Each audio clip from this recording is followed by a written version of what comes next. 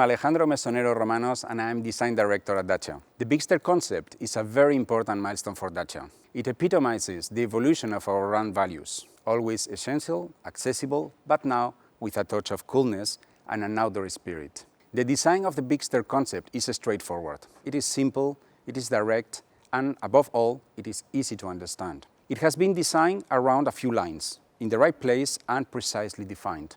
I believe that the beauty of the Bigster comes from the well balance of its proportions. The boundaries between the hood and the cabin are clearly defined, creating a kind of boxy and tough look that combines interior roominess with pleasant aesthetics. What I really like in this front end is the perception of width generated by its large grille that includes the Y-shaped headlamps, our new iconic light signature.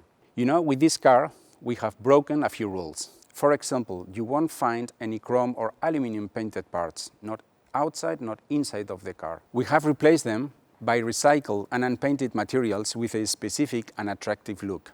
It gives our design a modern and cool touch. To sum up, we at Dacia, we believe in intelligent beauty. We think that essential and accessible should also be attractive for our customers. And the Bigster Concept is here to confirm our beliefs.